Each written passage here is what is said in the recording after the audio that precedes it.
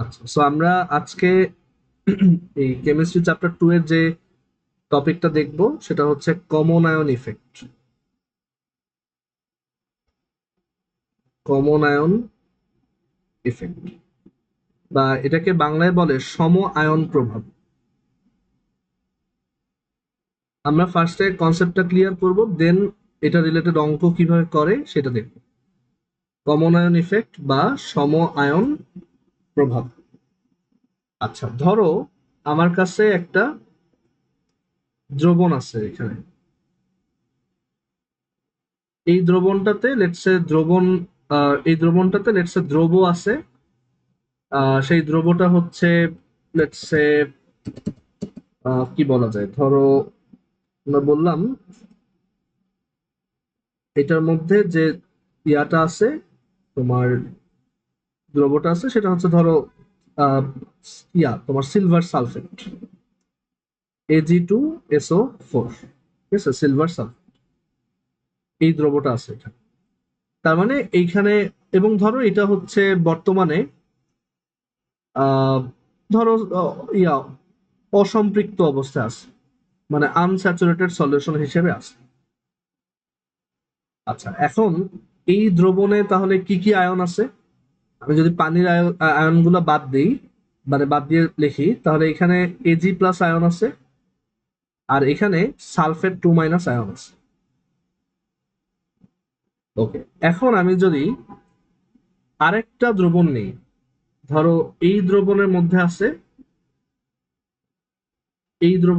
আছে, ধরো silver hydroxide, এই দ্রবণের মধ্যে আছে সিলভার হাইড্রোক্সাইড। অথবা ধরো আমরা এভাবে লিখতে সিলভার হাইড্রোক্সাইড না দিয়ে লেটসে আমরা বললাম যে এই দ্রবণের মধ্যে আছে সিলভার লেটসে ক্লোরাইড, ঠিক আছে, সিলভার ক্লোরাইড। সো এই দ্রবণের মধ্যে তাহলে কি আয়ন আছে? Ag+ আর ক্লোরিন-। আচ্ছা, এখন আমাদের এই যে বাম পাশে যে দ্রবণটা আছে, যেটা অসম্পৃক্ত অবস্থায় আছে, আনস্যাচুরেটেড অবস্থায় আছে, তার আমি যদি কেআইপি বের করি, আমি দেখবো যে এই কেআইপির মান কেএসপি থেকে ছোট। যেহেতু এটা আনস্যাচুরেটেড, আমি দেখবো যে কেআইপির মান কেএসপি থেকে ছোট। আমি যদি এই পাত্র 2-এ যে দ্রবণটা আছে সেটাকে এই 1 নম্বর পাত্রে ঢেলে দিই, তখন কেআইপির মানের কিরকম পরিবর্তন হবে বলতো? বা পরিবর্তন আদৌ হবে কিনা?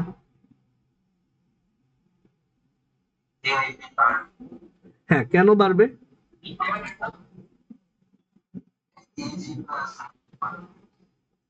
হ্যাঁ, সো এই যে আমরা দেখতে পাচ্ছি যে এখানে এই দুইটা দ্রবণের মধ্যে একটা কমন আয়ন আছে, তাই না? Ag+ এখানেও আছে, এখানেও আছে।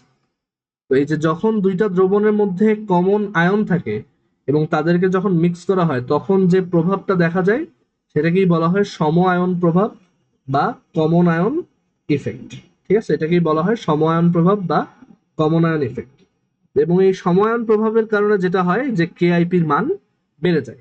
কেন বাড়বে? কারণ আমি যদি এখানে লেটসে Ag+ আছে আর সালফেট 2- আছে, আমি যখন এখানে ঢালবো, তখন এই কমন যে আয়নটা Ag+, তার সংখ্যা কিন্তু বেড়ে যাবে। সো দেখা যাবে কেআইপির মান Ag+ বেড়ে যাওয়ার কারণে কেআই এই সিলভার সালফেটের কেআইপি বেড়ে যাবে, এবং বাড়তে বাড়তে হয়তো এরকম হতে পারে যে কেএসপি থেকেও বড় হয়ে গেছে। সো এইভাবে আমরা একটা দ্রবণে অধক্ষেপ ঘটাইতে পারি। মানে ধরো একটা দ্রবণে অধক্ষেপ হচ্ছে না, এখন আমি ওই সেম, মানে কোন একটা কমন আয়ন বিশিষ্ট আরেকটা দ্রবণ যদি ওর মধ্যে ঢেলে দিই, দেখা যাবে যে তখন কেআইপির মান বড় হয়ে এইখান থেকে একটা অধক্ষেপ আসতে পারে। এইটাকেই বলা হয় কমন আয়ন ইফেক্ট। সবাই কি বুঝতে পারছো যে কমন আয়ন ইফেক্ট জিনিসটা কি?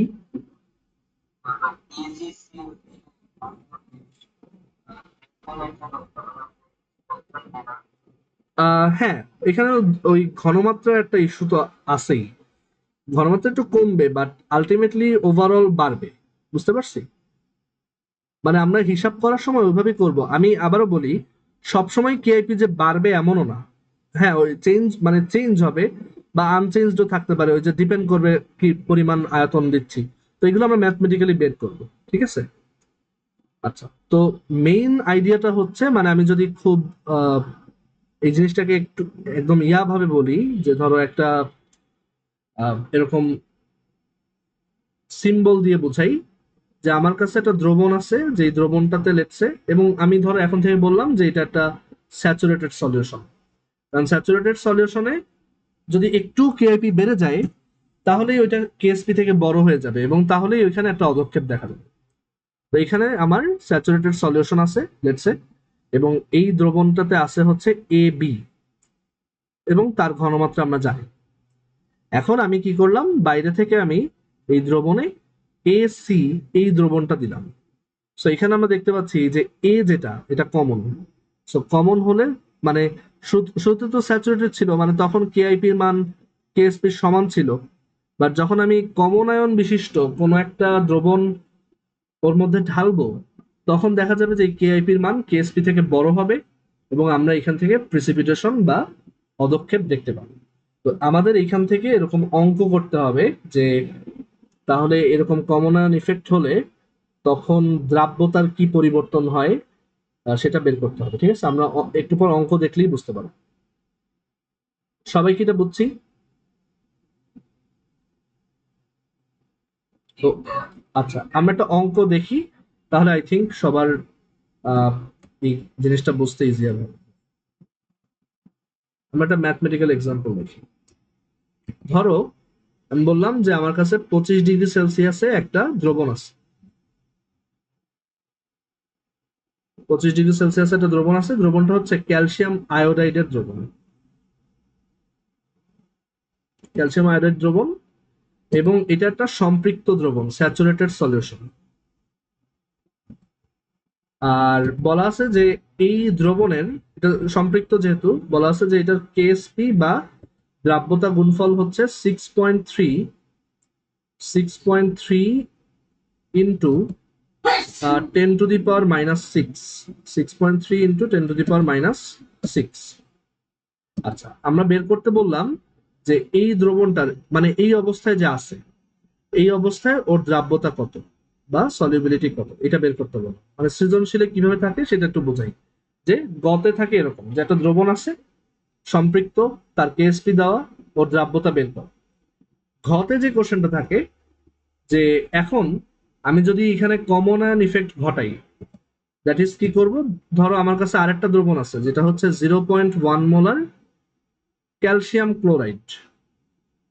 আমার কাছে আরেকটা দ্রবণ আছে 0.1 মোলার ক্যালসিয়াম ক্লোরাইড দ্রবণ।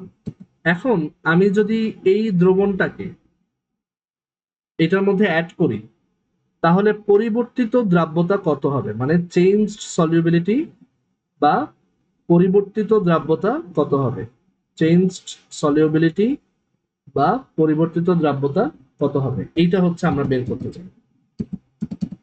বুঝতে পারছি? আমাদের দুইটা টাস্ক। প্রথম টাস্ক হচ্ছে যে নর্মালি এই দ্রবণটার দ্রাব্যতা কত, এটা হচ্ছে এ তে বের করতে হবে। আর এরপরের অঙ্কটা হচ্ছে কমন আয়ন ইফেক্ট, যে 0.1 মোলার ক্যালসিয়াম ক্লোরাইড সলিউশন যদি অ্যাড করি, তাহলে পরিবর্তিত দ্রাব্যতা কত হবে। সবাই কি কোশ্চেনটা ফলো করতে পারছি? আচ্ছা, এখন দেখো, খুবই মনোযোগ দিয়ে দেখো যে এই অঙ্কগুলা কিভাবে করতে হয়, ঠিক আছে। আচ্ছা, সো এখন আমরা এখানে কেএসপি মানে ক্যালসিয়াম আয়োডাইডের দেখতে পাচ্ছি স্যাচুরেটেড সলিউশন, কেএসপি দেওয়া আছে। তো আমি সলিউবিলিটি বের করবো, কিভাবে করব, আমি ক্যালসিয়াম আয়োডাইডের এই উভমুখী বিক্রিয়াটা লিখলাম, ঠিক আছে। ক্যালসিয়াম আয়োডাইডের এই উভমুখী বিক্রিয়াটা লিখতেছি। So calcium 2+ plus 2I-। আমি ধরে নিলাম যে আমার ক্যালসিয়াম আয়োডাইডের দ্রাব্যতা হচ্ছে এস, তাহলে ক্যালসিয়াম 2+ এর দ্রাব্যতা এস, আর আয়োডিন মাইনাসের দ্রাব্যতা কত, 2s। তাহলে কেএসপি কত হবে, S into 2s whole square, তাই না, 4s3, 4s3। এখন আমরা এখান থেকে কেএসপির মান জানি, 6.3 ইন্টু 10⁻⁻6, 4s3। আমরা এখান থেকে এস বের করব, দেখি এস কত আসে, ক্যালকুলেটর বের করি।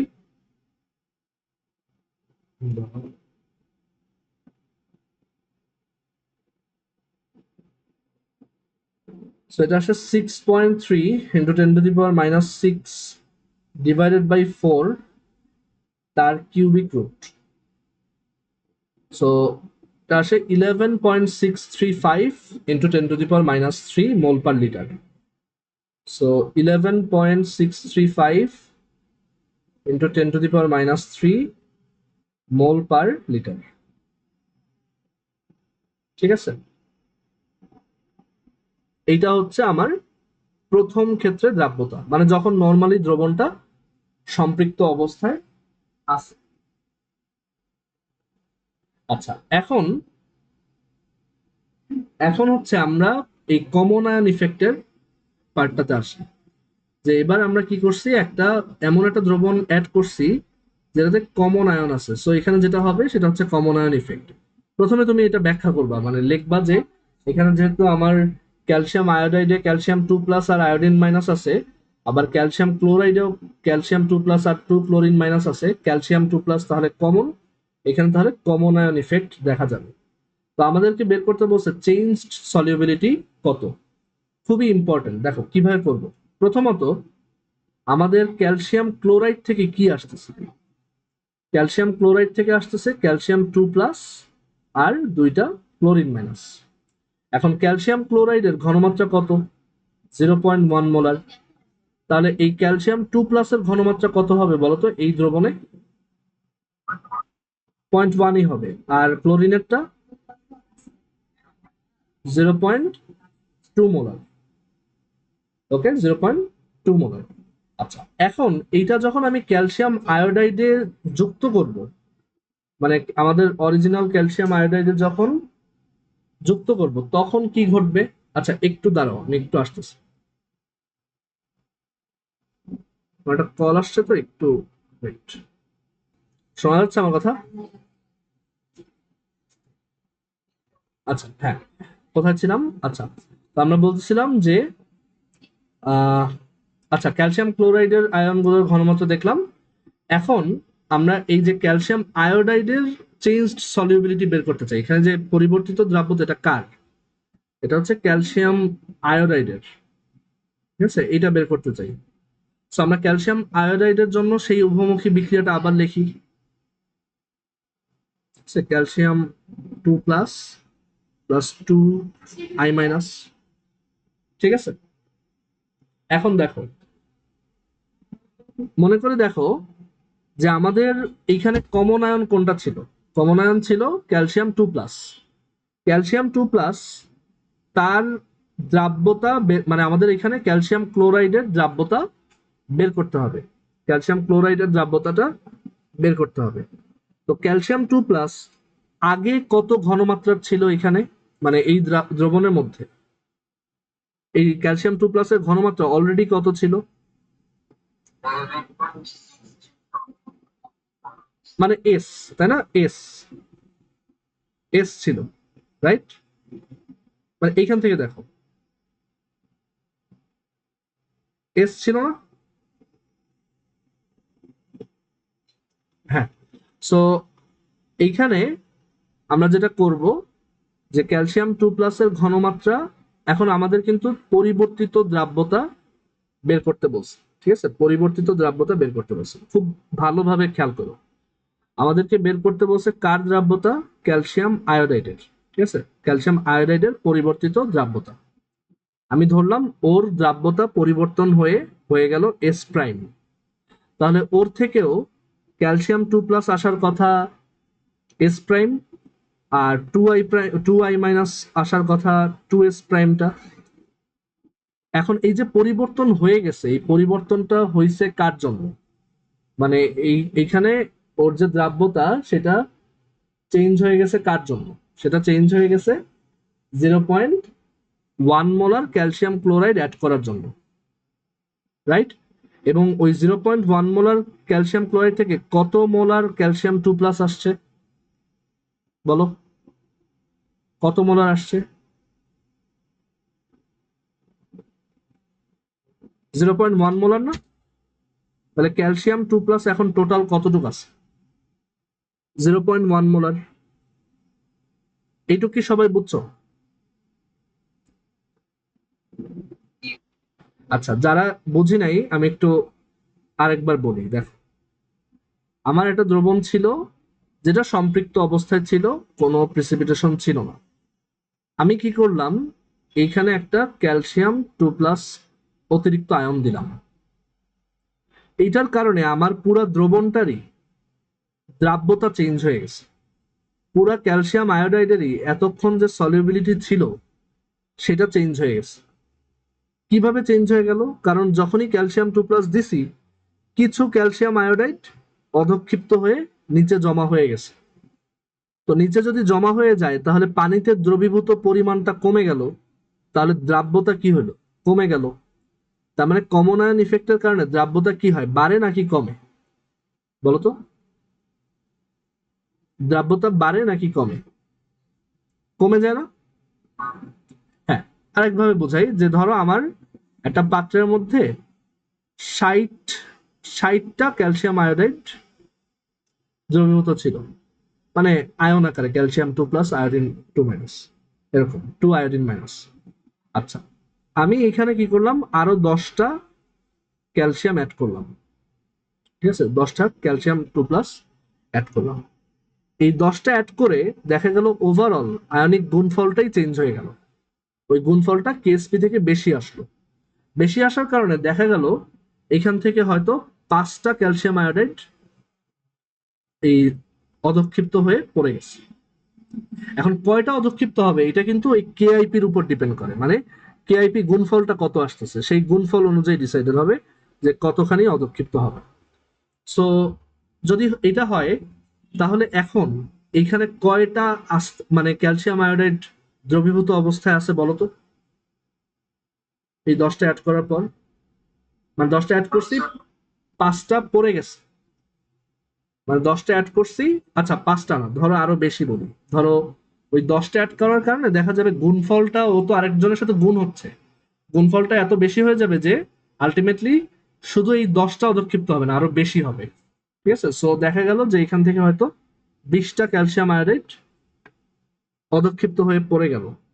তাহলে এখানে একদম আস্তা ক্যালসিয়াম আয়োডাইড আছে কয়টা?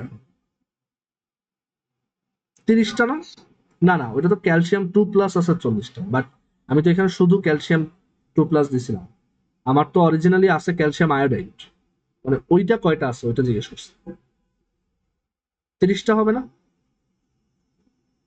50টা ছিল, ঠিক আছে, ধরো 50টা ফুল ক্যালসিয়াম আয়োডাইড ছিল। 10টা ক্যালসিয়াম 2+ যখন দিলাম, ওদের কারণে টোটাল 20 জন এখানে 20টা ক্যালসিয়াম আয়োডাইড অধক্ষিপ্ত হয়ে পড়ে গেল। এখন বাকি আছে কয়টা ক্যালসিয়াম আয়োডাইড? 30টা। মানে তুমি বলতে পারো কেন ক্যালসিয়াম তো আরো বেশি আছে, সেটা আছে, বাট আমার তো আয়োডিন এক্সট্রা আসে নাই। বুঝতে পারছি? তাহলে দ্রাব্যতা কমে গেছে না? ওই একই পরিমাণ পানিতে আগে ছিল 50টা, এখন আছে কয়টা? 30টা। সলিবিলিটি বাড়ছে নাকি কমছে? কমে গেছে, রাইট? সলিবিলিটি কমে গেছে। এবং এই সলিউশনটা কি স্যাচুরেটেড না, মানে এই যে অধক্ষেপ বাদে বাকি অংশটা কি সম্পৃক্ত নাকি অসম্পৃক্ত বলতো? না না, অধক্ষেপ যে অংশটা পড়ছে সেটা বাদে বাকি অংশটা সম্পৃক্ত না? ধরো তুমি পানির মধ্যে লবণ গুলাইতে গুলাইতে অতিরিক্ত লবণ নিচে জমা হয়ে গেল, ওই লবণটুক মানে তলানিটা যদি বাদ দাও তাহলে বাকি যে লবণ পানিটা আছে ওটা কি সম্পৃক্ত নাকি অসম্পৃক্ত? সম্পৃক্ত না? যে ও আর ধরতে পারে না এর জন্য বাকিগুলো পড়ে গেছে, তার মানে ও তো ফুললি স্যাচুরেটেড হয়ে গেছে, তাই না? একদম কানায় কানায় লবণ ভরে গেছে। বুঝতে পারছি? তাহলে এইটাও সম্পৃক্ত দ্রবণ, এইটাও সম্পৃক্ত দ্রবণ। আর এইখানে প্রথমে যে 50টা ক্যালসিয়াম আয়োডাইড ছিল, প্রথমে যে 50টা ক্যালসিয়াম আয়োডাইড ছিল সম্পৃক্ত দ্রবণে, এটাও একটা সম্পৃক্ত দ্রবণ না? কিন্তু পার্থক্যটা কি? পার্থক্য হচ্ছে এখানে দ্রাব্যতা কত, এখানে দ্রাব্যতা হচ্ছে এই সম্পৃক্ত দ্রবণে আমি দেখছি 50 জন ছিল, এখন সেই দ্রাব্যতাটা আসছে 50, কিন্তু এইখানে সেই একই রকম সম্পৃক্ত দ্রবণে দ্রাব্যতা এখন কত, 30। তার মানে ওই কমন আয়ন এসে ওর সলিবিলিটি কমায় ফেলছে, মানে ওর দ্রাব্যতাই কমায় ফেলছে। কেন কমায় ফেলছে সেটারই এখন ম্যাথমেটিক্যাল উত্তর খুঁজবো, মানে কেন এরকমটা হইল, যে দ্রাব্যতাই কিভাবে কমে গেল। মানে আমাদের কাছে এরকম মনে হতে পারে না যে কমন আয়ন তো তাহলে মনে হয় খুব সহজ, কি হয় কমন যে আয়নটা আসে সে মনে হয় তলানি আকারে পড়ে যায়। মানে এরকম মনে হয়েছে না যে কমন আয়ন ইফেক্টে মনে হয় এই যে ক্যালসিয়াম আয়োডাইড এটা যেহেতু স্যাচুরেটেড, এরপর যত এক্সট্রা ক্যালসিয়াম 2+ দিব তারা মনে হয় নিচে পড়ে যাবে। না, তারা সাথে কয়েকটা আয়োডিনকে সাথে নিয়ে চলে যাবে, এবং এই কারণেই দেখা যাবে যে আমার দ্রাব্যতাটাই কমে গেছে। বুঝতে পারছি? বইয়ে কিন্তু এভাবে মানে সহজভাবে বোঝানো নাই। বইয়ে জাস্ট এক লাইনে বলা আছে যে দ্রাব্যতা কমে যায়, বাট কেন কমলো এগুলো কোনো উত্তর কিন্তু দেওয়া নেই। তোমরা কি বুঝছো? না বুঝলে আমাকে বলো, আমি আবার বুঝাই দেবো। কারো কোনো কনফিউশন অ্যারাইজ হলে আমাকে বলো। আচ্ছা, বাকিরা? হ্যাঁ,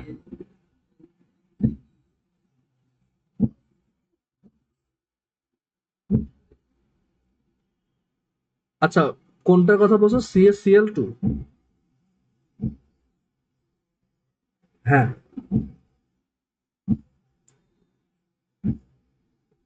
ও Cl- আয়ন দ্রবণে থাকবে, ওইখানে অধক্ষেপ হিসেবে পড়বে ক্যালসিয়াম আয়োডাইড। বুঝতে পারছো? ক্যালসিয়াম আয়োডাইডটাই তো স্যাচুরেটেড অবস্থায় ছিল, মানে ও একদম এজে আছে যে আর কয়েকজন আসলেই আমি এখন অধক্ষেপ্ত হব। আর এখানে যে ক্যালসিয়াম ক্লোরাইডটার কথা বলছি এটা কিন্তু স্যাচুরেটেড আনস্যাচুরেটেড কিছু বলিনি, এটা হচ্ছে নর্মাল সলিউশন আনস্যাচুরেটেড ধরো। দেন যখন অ্যাড করলাম তখন ক্যালসিয়াম 2+ সংখ্যায় বেড়ে গেল। এখন তাদের মধ্যে কয়েকজন আবার এই নিচে অধক্ষেপ আকারে পড়ে গেল, এবং ওভারঅল এই পুরো দ্রবণের দ্রাব্যতাটাই কমে গেছে।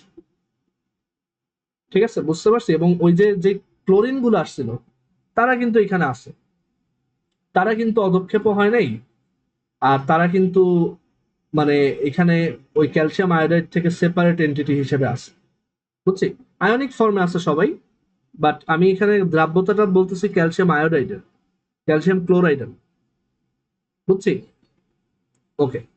আচ্ছা, এখন মানে আমাদের নর্মাল কমন সেন্স যেটা বলে সেটার সাথে জিনিসটা মিলতেছে না, তাই না? যে আমাদের মনে হইতেছে যে এরকম হইলে তো ভালো হইতো যে 50টা ধরো ক্যালসিয়াম আয়োডাইড ছিল, মানে কি 50টা ক্যালসিয়াম 2+ ছিল, আর 100টা আয়োডিন ছিল, রাইট? 100টা আয়োডিন ছিল, এইটাই স্যাচুরেটেড অবস্থা। এখন তোমার মনে হতে পারে আচ্ছা আমি যদি এখানে 10টা এক্সট্রা ক্যালসিয়াম 2+ দিই, ধরো ক্লোরিন মাইনাসটা বাদ, ঠিক আছে, কি মনে হতে পারে যে আমি 10টা ক্যালসিয়াম 2+ যদি দিই তাহলে মনে হয় জাস্ট ওই এক্সেস 10টা নিচে পড়ে যাবে। কিন্তু দেখা যায় যে বাস্তবে এটা হয় না, বরং এই 10টা ক্যালসিয়াম 2+ তো পড়ে না, রাদার আরো বেশি পড়ে। কয়টা পরে, ধরো 10টা অ্যাড করলাম, দেখা যাবে তখন 20টা বা 30টা ক্যালসিয়াম 2+, এবং সাথে আবার আয়োডিন মাইনাসও পড়ে যায়। ধরো 60টা আয়োডিন 2- পড়ে গেল, মানে আয়োডিন মাইনাস পড়ে গেল, এবং তখন আমার দ্রবণে ক্যালসিয়াম তাহলে বাকি আছে 20টা, সরি 20 আর এই যে 10 30টা, আর I- বাকি আছে 40টা। বুঝতে পারছি? সো এখানে কিন্তু আমার দ্রবণের এই কতটুক জিনিস দ্রবীভূত থাকতে পারে সেটার একটা আমূল পরিবর্তন হয়ে গেছে। আগে দেখছিলাম 50টা আর 100টা ছিল, বাট এখন দেখতে পাচ্ছি 30টা আর 40টা হয়েছে, তার মানে ওর দ্রাব্যতাই কমে গেছে। এখন কেন এরকম কমলো, মানে কেন সিম্পলি জাস্ট 10টা ক্যালসিয়াম 2+ ঠাস করে নিচে পড়ে যায়নি, এটার উত্তর হচ্ছে আমরা এখন বোঝার ট্রাই করবো যে কেন এরকম ঘটনা ঘটছে, মানে কিভাবে দ্রাব্যতাটাই পরিবর্তন হয়ে গেছে। আচ্ছা, এখন দেখো আমরা আমাদের অঙ্কটায় ফেরত আসি, যে আমরা পরিবর্তিত দ্রাব্যতা বের করতে চাচ্ছিলাম। এখানে আসি।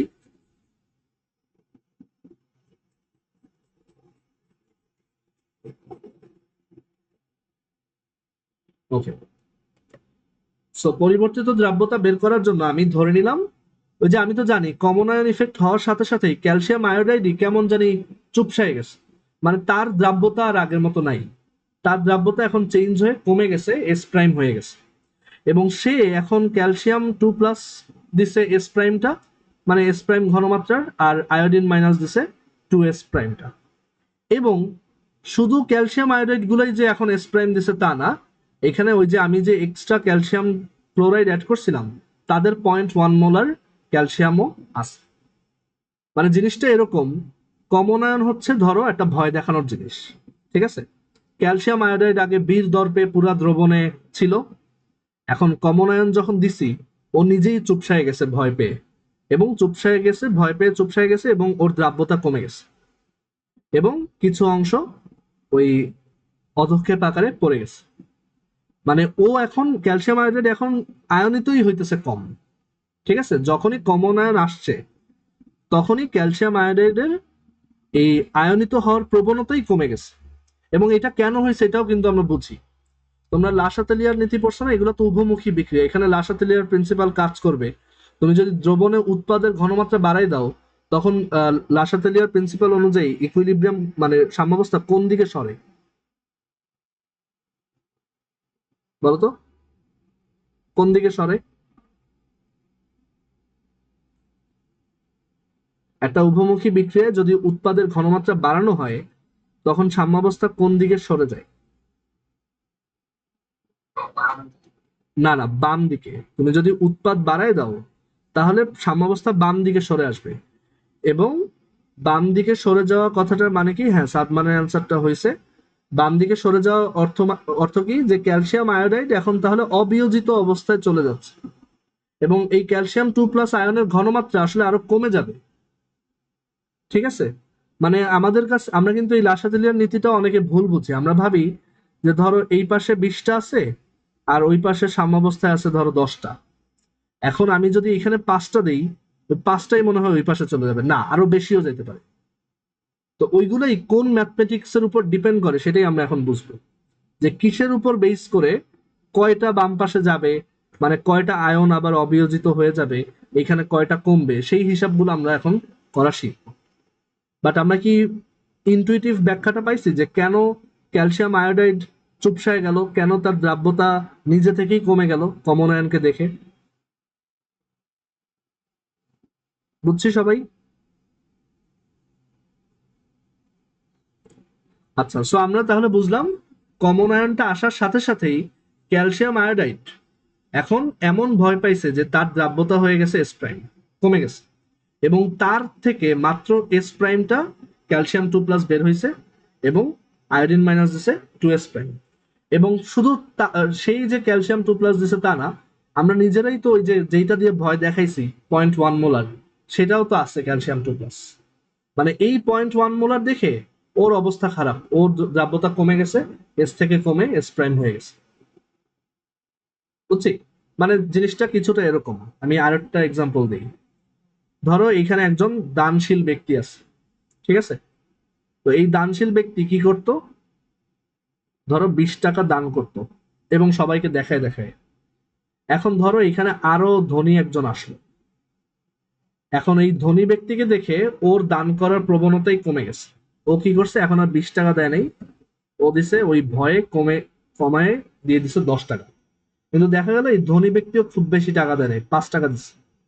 আলটিমেটলি তখন দেখা গেল ওকে দেখে ভয় পেয়ে এমন কমাই দিছে যে আলটিমেটলি ওভারঅল টাকার পরিমাণটা খুব কম হয়ে গেল, 15 টাকা হইলো মাত্র।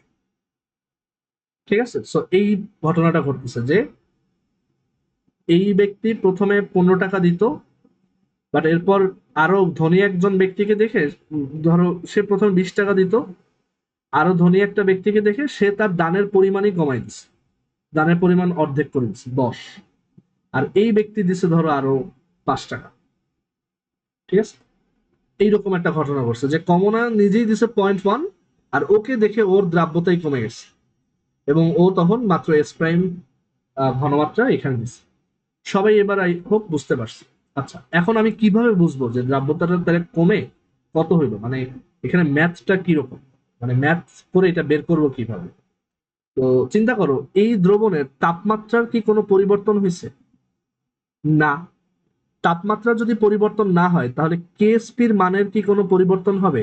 তোমাদেরকে আমি বলছিলাম কেএসপির মান শুধুমাত্র কিসের উপর নির্ভর করে? তাপমাত্রার উপর। মনে আছে? কেএসপির মান শুধুমাত্র তাপমাত্রার উপর নির্ভর করে, আর কোনো কিছুর উপর নির্ভর করে না। তাহলে এই দ্রবণটা যেহেতু একই তাপমাত্রায় আছে, তাহলে এই দ্রবণটারও কেএসপি কত হবে বলতো? এই দ্রবণটারও কেএসপি কত হবে এই অবস্থায়, এই ভয়ে চুপসায় যাওয়ার অবস্থায়? এই যে 6.3 ইন্টু 10⁻⁻6, এইটা তো চেঞ্জ করতে পারবো না, রাইট? এবং আমরা যে এইখানে এই আয়নটা লিখছি, এগুলো কিন্তু অধক্ষেপটা ছাড়া বাকি অংশ। মানে চিন্তা করো, এখানে আমাদের পাত্রে দ্রবণ ছিল, তখন দ্রবণের ঘনমাত্রা ছিল এস, কোনো অধক্ষেপ ছিল না, এটা সম্পৃক্ত ছিল। এরপর ওই ভয় দেখানো 0.1 মোলার এটার মধ্যে ঢুকলো, ঢোকার কারণে ওর দ্রাব্যতা অটোমেটিক কমে গেল এবং হয়ে গেল এস প্রাইম। এবং সাথে সাথে ওই আয়নিক গুণফল বেড়ে যাওয়ার কারণে কিছু অংশ আমার আয়নিক গুণফলটা বাড়ছে কেন? কারণ এখানে 0.1 মোলার আসছে। আয়নিক গুণফল বের হওয়ার কারণে দেখা গেছে যে এখানে কিছু অংশ অধক্ষেপ আকারে পড়ে গেছে। এখন এই অধক্ষেপটা ছাড়া বাকি যে অংশটা আছে সেটা কি সম্পৃক্ত নাকি অসম্পৃক্ত? সম্পৃক্ত। এবং তার জন্য তাহলে তার দ্রাব্যতা দিয়ে আমি তাহলে দ্রাব্যতা গুণফল বের করতে পারবো না?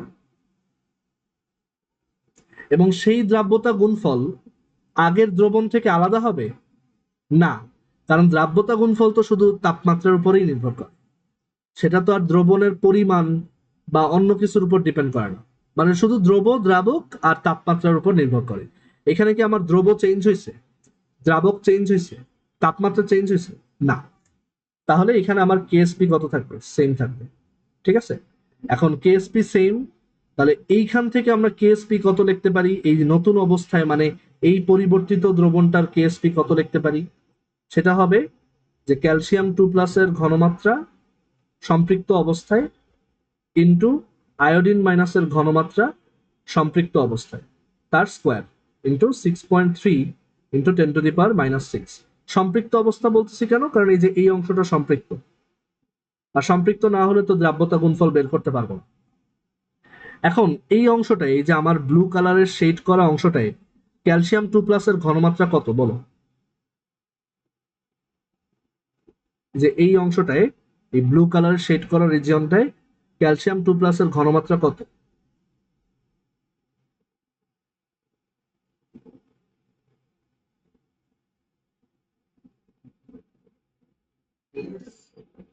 না না, এস প্রাইম প্লাস 0.1 না।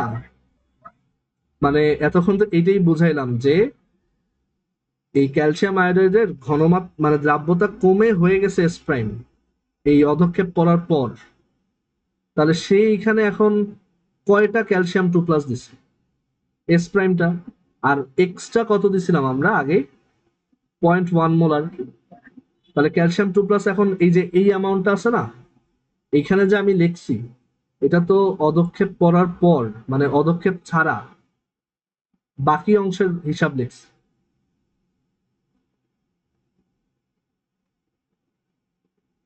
বুঝতে পারছি? এখানে এই যে ভয়ে চুপসায় গেছে কে? অধক্ষেপ ছাড়া বাকি যে অংশটা আছে সেইটার দ্রাব্যতা কমে গেছে, সেটার দ্রাব্যতা হয়েছে এস প্রাইম। সেইটা ধরে আমি তারপরে এই ইকুয়েশনটা লিখছি। বুঝছি? আচ্ছা, আর এখানে আয়োডিন মাইনাসের ঘনমাত্রা কত বলতো? 2s prime. আর এটা কার সমান হবে? এটা সমান। এইখান থেকে আমি বুঝতে পারবো যে আমার ঘনমাত্রাটা তাইলে কত হবে, মানে দ্রাব্যতাটা পরিবর্তন হয়ে কত হবে। ঠিক আছে? প্রথম যখন আমিও এই অঙ্ক দেখছিলাম আমার কাছে একটু মানে কঠিন লাগছিল বা বুঝতে প্রবলেম হয়েছিল, বাট পরে আমি মানে লজিকটা বুঝতে পারছি যে কেন এরকম করলাম। ঠিক আছে? তোমরাও একটু বাসায় নিজে চিন্তা করবা। ঠিক আছে? না বুঝলে আমাকে আবার বলবো।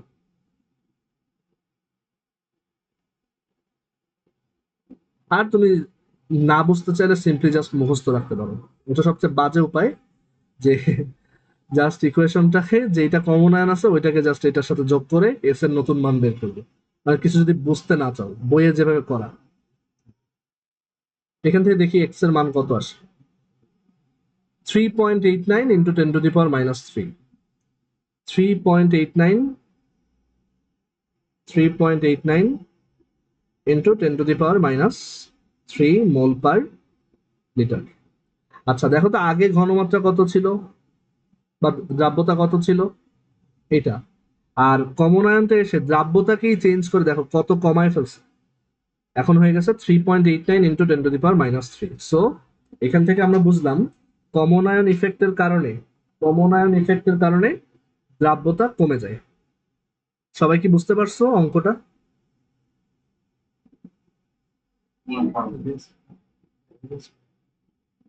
আচ্ছা, কারো কোনো কনফিউশন থাকলে বলো, আমরা আরেকটা অঙ্ক দেখাবো তারপর আজকে শেষ করবো, ঠিক আছে? আরেকটা অঙ্ক দেখাই।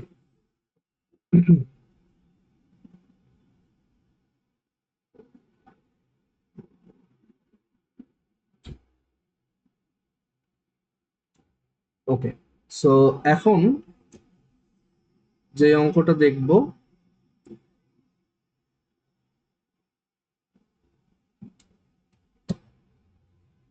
ধরো আমার কাছে একটা সিলভার আয়োডাইডের দ্রবণ আছে, সিলভার আয়োডাইড দ্রবণ। তো এখানে আমি হচ্ছে এই সিলভার আয়োডাইড দ্রবণে এক্সেস, মানে ধরো এই সিলভার আয়োডাইড দ্রবণটাতে আমি ধরো আহ একটু ওয়েট দেখো, চিন্তা করি। যেটা করব হচ্ছে, আচ্ছা সিলভার আয়োডাইডের এটা আমি জাস্ট এমনে বলি, ঠিক আছে? আমি অঙ্ক এটা না দেখে অন্য একটা দেখাবো, আর একটু ইন্টারেস্টিং এক্সাম্পল দেখাবো। সো সিলভার আয়োডাইড দ্রবণ আছে, এটাতে যদি আমি সোডিয়াম আয়োডাইড দিই, ধরো সিলভার আয়োডাইড দ্রবণটা স্যাচুরেটেড ছিল বা সম্পৃক্ত ছিল, আমি যদি এখানে এক্সট্রা একটু সোডিয়াম আয়োডাইড দিই তখন কি ঘটবে বলতো? মানে একটু যে কোনো একজন একটু এক্সপ্লেন করতে পারবা যে কি কি ঘটবে এখানে? এনিওয়ান?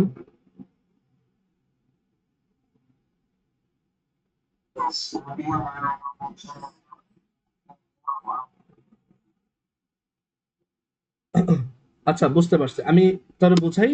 সিলভার আয়োডাইড, মানে আমার কথাগুলো খুব ভালো করে শুনো, ঠিক আছে? কিভাবে পুরো ঘটনাটাকে ব্যাখ্যা করবো। সিলভার আয়োডাইডের মধ্যে সিলভার প্লাস আর আয়োডিন মাইনাস আয়ন আছে, ঠিক আছে?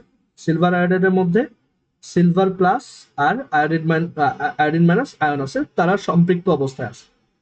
সোডিয়াম আয়োডাইডের মধ্যে সোডিয়াম প্লাস আর আয়োডিন মাইনাস আয়ন আছে।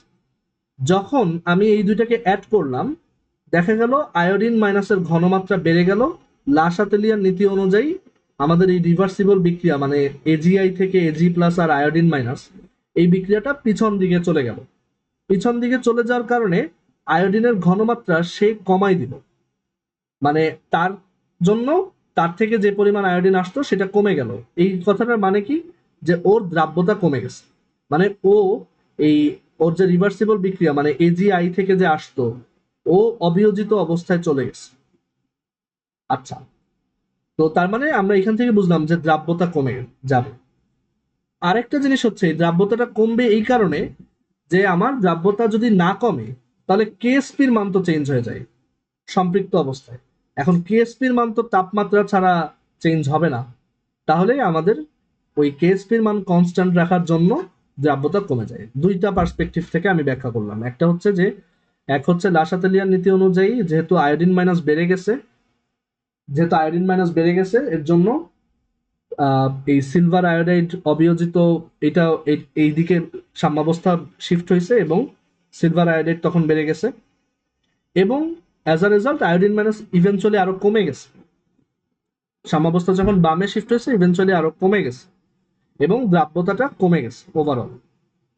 ওকে, আর আরেকটা পার্সপেক্টিভ হচ্ছে যে যেহেতু আমি এই কেএসপির মান কনস্ট্যান্ট রাখতে হবে, এখন আয়োডিন মাইনাসের যেহেতু ঘনমাত্রা বাড়তেছে, তাহলে ওভারঅল দ্রাব্যতা না কমলে এই সলিউবিলিটি প্রোডাক্ট কনস্ট্যান্ট থাকবে না। সো সেটা কনস্ট্যান্ট থাকার জন্য অবশ্যই দ্রাব্যতা কমতে হবে। এটা গেল একটা ব্যাখ্যা, একটা জিনিসের দুইটা ব্যাখ্যা গেল। আরেকটা জিনিস হচ্ছে এখানে একটা অধক্ষেপও পড়ছে। কেন? আমি যদি ওভারঅল দ্রবণটার কথা চিন্তা করি, মানে সম্পৃক্ত অসম্পৃক্ত এগুলো বাদ দিয়ে জাস্ট পুরো পাত্রটার মধ্যে কি আছে সেটা চিন্তা করি, সেক্ষেত্রে আমি দেখবো যে এখানে এজি প্লাস আর আয়োডিন মাইনাস আগের তুলনায় বেশি আছে। মানে আমি বাইরে থেকে এখন আয়োডিন মাইনাস দিছি না, মানে এজি প্লাস হয়তো বেশি নেই, আয়োডিন মাইনাস ওভারঅল এখন বেশি আছে। কারণ আমি বাইরে থেকে এখন আয়োডিন মাইনাস দিছি এবং দেখা গেছে যে আগের তুলনায় আমাদের দ্রাব্যতা গুণফলটা, সরি আয়নিক গুণফলটা বেড়ে গেছে, এবং ওই বেড়ে যাওয়ার কারণেই কিছু অংশ তলানি আকারে পড়ে গেছে। ওই তলানিটুক বাদ দিলে বাকি অংশটা হচ্ছে আমার সম্পৃক্ত দ্রবণ, যেটার দ্রাব্যতা কমে গেছে। কিন্তু ওভারঅল যদি চিন্তা করো পাত্র সহ, পুরো পাত্রের ওই অধক্ষেপ সহ, ওই অধক্ষেপটা আসছে এই কারণে যে শুরুতে আমার আয়নিক গুণফল কেএসপি থেকে বড় হয়ে গেছিল, অ্যাজ এ রেজাল্ট কিছু অংশ এই পদক্ষেপ আকারে পড়ে সলিউশন থেকে আলাদা হয়ে গেছে। ঠিক আছে? সো পুরো সিকোয়েন্সটা আসলে এরকম যে কমন আয়ন দিব, ঠাস করে আয়নিক গুণফল বেড়ে যাবে, কিছু অংশ অধক্ষিপ্ত হয়ে পড়ে যাবে, আর অধক্ষেপ ছাড়া বাকি দ্রবণ অংশটা সম্পৃক্ত হবে, এবং ওই যে লাসাতেলিয়ার নীতি অনুযায়ী কমন আয়নটার জন্য ও এখন অবিয়োজিত হয়ে গেছে বেশি, এবং আমাদের দ্রাব্যতা তাহলে কমে গেছে, আয়োডিন মাইনাস ওভারঅল ওই সম্পৃক্ত দ্রবণে কমে গেছে, সো দ্রাব্যতাও কমে গেছে। এবং ওইখান থেকে আমি পরিবর্তিত দ্রাব্যতাটা বের করবো এইভাবে যে কেএসপি তো চেঞ্জ হয়নি, আয়নিক প্রোডাক্ট চেঞ্জ হয়েছে, আয়নিক প্রোডাক্ট চেঞ্জ হয়ে পদক্ষেপ পড়ছে, আবার আমার দ্রাব্যতাও চেঞ্জ হয়েছে, কিন্তু যেই জিনিসটা চেঞ্জ হয় না সেটা হচ্ছে কেএসপি, কারণ কেএসপি শুধু তাপমাত্রার উপরেই নির্ভর করে। সো এই হচ্ছে পুরা মানে ফ্লোটা। ঠিক আছে? আচ্ছা, আমি এখন তাহলে একটা অঙ্ক দেখায় শেষ করি। সো ধরো এটা বইয়ের অঙ্কই, আমাদের ধরো এরকম একটা দ্রবণ আছে, এই দ্রবণটা হচ্ছে এই দ্রবণটা 25°C আছে, এই যে তাপমাত্রা সবসময় লেখা থাকবে মানে ফিক্সড টেম্পারেচার। বলা আছে একটা স্যাচুরেটেড সলিউশন আছে, সম্পৃক্ত দ্রবণ আছে FeOH3। আচ্ছা, এবং বলা আছে এই দ্রবণের কেএসপি হচ্ছে 3.98 3.98 ইন্টু 10⁻⁻38, 10⁻⁻38, এটা হচ্ছে কেএসপি দেওয়া। আচ্ছা, এখন আমাদেরকে বললো যে এখানে আমি যদি 0.1 মোলার, জোনায়েদ ওই সময় একটা ভালো কোশ্চেন বলছিলা যে এখানে তো আয়তনেরও একটা ব্যাপার আছে। তো নর্মালি ওই আয়তন দিয়ে হিসাব করতে গেলে জিনিসপত্র অনেক কমপ্লিকেটেড হয়ে যায়, আমাদের বইয়ে ওরকম কোনো অঙ্ক দেওয়া নেই।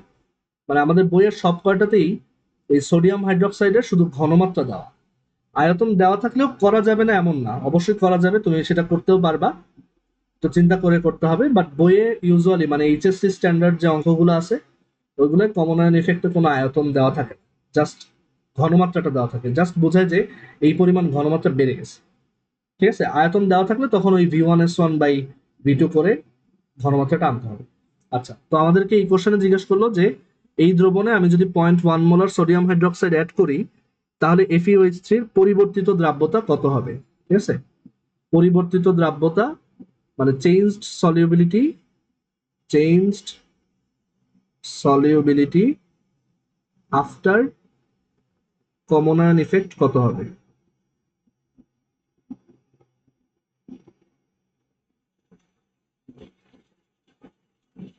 সো অঙ্কগুলো করা কিন্তু সহজ। কি করব, এই FeOH3 এর জন্য সেই উভমুখী বিক্রিয়া লিখব,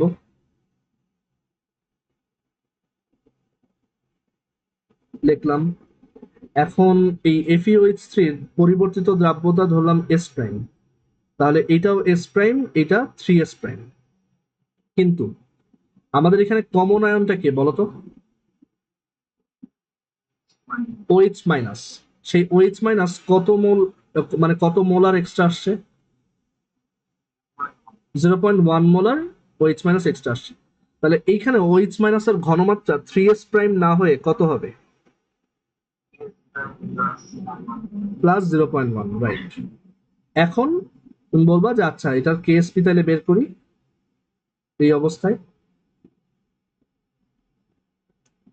আর কেএসপি তো চেঞ্জ হবে না, তাপমাত্রা তো একই আছে। সো কমন আয়ন ইফেক্ট হোক আর যাই হোক, কেএসপি তো সেম। তো 3.98। আবারও বলতেছি, এই যে অংশটা লিখছি এটা কিন্তু অদক্ষেপ পড়ার পর অদক্ষেপটা ছাড়া যে দ্রবণটা আছে তার জন্য লেখা, সেটা কিন্তু একটা পারফেক্টলি স্যাচুরেটেড দ্রবণ, তো তার জন্য অবশ্যই আমি কেএসপি বের করতে পারবো। তো 3.98 ইন্টু 10⁻⁻38 সমান S prime into 3s prime plus 0.1।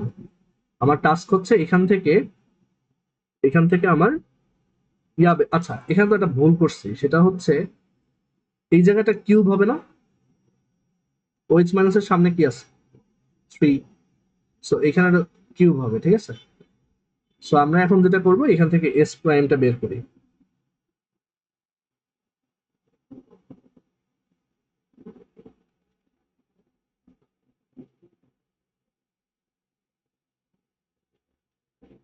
দেখো, ওর আগে দ্রাব্যতা ছিল এই যে এটা, মানে আগের জন্য যদি দ্রাব্যতা বের করতাম তখন দ্রাব্যতা হয়তো এইটা, আমি একটু দেখাই।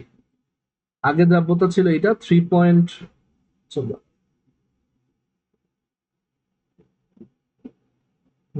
আগে দ্রাব্যতা ছিল এটা, মানে কমন আয়ন ইফেক্টের আগে 1.9596 × 10⁻10। আর কমন আয়ন ইফেক্টের পর এখানে ওই যে জাস্ট এই জায়গাটায় চেঞ্জ হয়ে 0.1 আসছে। এখন দ্রাব্যতা কত দেখো, এখন 3.98 × 10⁻35, অনেক কমে গেছে কিন্তু, দেখছো। সো আমাদের অ্যান্সারটা হচ্ছে 3.98 × 10⁻35। সো পরিবর্তিত দ্রাব্যতা যেটা বেশ কম, 3.98 × 10⁻35 মোলার। ওকে, এটাই আমাদের অ্যান্সার। আর শুধু দ্রাব্যতা কত ছিল, যেটা একটু আগে দেখাইলাম, মানে শুধু দ্রাব্যতা বলতে কমন আয়ন ইফেক্ট ছাড়া, তো সেটার জন্য আহ, এরকম হবে যে কেএসপি 3.98 × 10⁻38 সমান 27s⁴, তাই না? তখন দেখো দ্রাব্যতা কিন্তু অনেক আহ, বেশি ছিল, 1.96 × 10⁻10। আগে দ্রাব্যতা ছিল 1.96 × 10⁻10। আচ্ছা, এখন আমাদের ক্লাস শেষ, আমি জাস্ট একটা কোশ্চেন দিয়ে শেষ করতে চাই, এটার উত্তর দিলেই হয়ে যাবে, ঠিক আছে। তোমরা কি বের করতে পারবা এখান থেকে যে কতটুক অদক্ষেপ পড়ছে? এনিওয়ান? কিভাবে বের করা যায়, আমাকে প্রসেসটা একটু বলো। জোনায়েদ, তারপর আবির, তারপর অমি। কিভাবে আমরা পদক্ষেপের পরিমাণটা বের করতে পারি? খুব সহজ। হ্যাঁ, এস এর ডিফারেন্স দিয়ে, রাইট। মানে দেখো এইখানে, মানে বইয়ে এই অঙ্কটা আছে এইটুকু, কিন্তু ধরো কখনো বলে না এই অদক্ষেপের পরিমাণ নির্ণয় করো, এখন ধরো বোর্ডে চলে আসলো বা অ্যাডমিশন টেস্টে আসলো যে অদক্ষেপটা বের করো, কতটুকু অদক্ষেপ করছে বের করো, সেটাও কিন্তু বের করতে পারবো। দেখো, আমার দ্রবণের প্রথমে দ্রাব্যতা জানি এটা, সেখান থেকে আমি দ্রবণে কতটুকু দ্রব আছে বের করতে পারবো, রাইট। আমাদের এখানে আয়তনও লাগবে, আয়তনটা তো দেওয়া নাই, আয়তনও লাগবে। ধরো বলা আছে যে এটা 2 লিটার, সো কত মোল দ্রব আছে বের করতে পারবো এই ঘনমাত্রার সাথে আয়তন গুণ দিলে আমি মোল এককে পাবো কতটুক দ্রব আছে, সেটার সাথে আবার আণবিক ভর গুণ দিলে পাবো কত গ্রাম দ্রব ছিল দ্রবীভূত প্রথম অবস্থায়।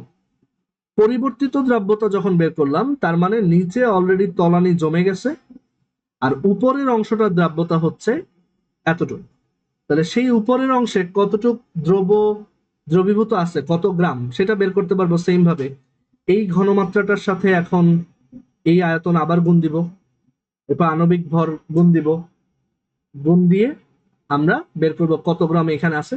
ওই পার্থক্যটাই হবে আমার কত গ্রাম দ্রব তোমার তোমার অধক্ষিপ্ত হয়ে গেছে, ঠিক আছে।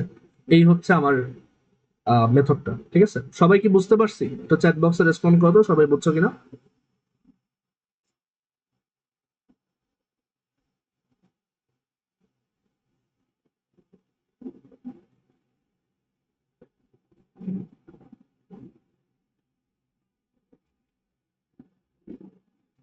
আচ্ছা, তাহলে আমরা কমন আয়ন ইফেক্টের অঙ্ক আসলে এইভাবে করব, যেই আয়নটা বেশি মানে কমন, তার ঘনমাত্রাটা জাস্ট কেএসপির ইকুয়েশনে এক্সট্রা অ্যাড করে দিব এবং এস এর জন্য সলভ করব, মানে এস প্রাইমের মান বের করব। ঠিক আছে, এস প্রাইমের জন্য সলভ করব, এস প্রাইমের মান বের করব। আর করা হয়ে গেলে এরপর ওই পরিবর্তিত ঘনমাত্রা দিয়ে পরিবর্তিত দ্রবের পরিমাণ বের করব, মানে মানে ফাইনাল দ্রবের পরিমাণ বের করব। আর কমন আয়ন ইফেক্টের আগে দ্রবের পরিমাণ বের করব। বের হয়ে গেলে তারপর ওই দুটা বিয়োগ করে আমরা বের করতে পারবো কতটুকু পদক্ষেপ করবো। তো এই হচ্ছে আমাদের কমন আয়ন ইফেক্ট রিলেটেড জিনিসপত্র। আমাদের এই চ্যাপ্টারে বাকি আছে যেটা, সেটা হচ্ছে দ্রাবক নিষ্কাশন বলতে একটা কনসেপ্ট আছে, এটা দেখাবো। আর সাথে হচ্ছে আমাদের দ্রাব্যতা কি কি কারণে পরিবর্তন হতে পারে, যেমন এই যে একটা হচ্ছে কমন আয়ন ইফেক্ট, এটা তো দেখলাম। তারপর তাপমাত্রার সাথে কিভাবে পরিবর্তন হয় সেটা দেখব। আবার আমরা গ্যাসের জন্য যে দ্রাব্যতা চাপের সাথে সাথে পরিবর্তন হয়, হেনরিজ ল, ওটা দেখছিলাম। সো ওই জিনিসটা একটু গুছায় আর একবার দেখাইতে হবে। তো আমাদের এই চ্যাপ্টারে জাস্ট এই দুইটা টপিকই বাকি, দ্রাব্যতার ভ্যারিয়েশন আর তাপমাত্রার সাথে সাথে, আর আরেকটা হচ্ছে দ্রাবক নিষ্কাশন বা সলভেন্ট এক্সট্রাকশন মেথড। এই দুটা করে আমাদের এই চ্যাপ্টার শেষ, আমরা এরপর সেকেন্ড পেপার চ্যাপ্টার 3 স্টার্ট করে দিতে পারবো। ঠিক আছে, আচ্ছা ঠিক আছে, তাহলে আল্লাহ হাফিজ। কারো কোনো কোশ্চেন আছে?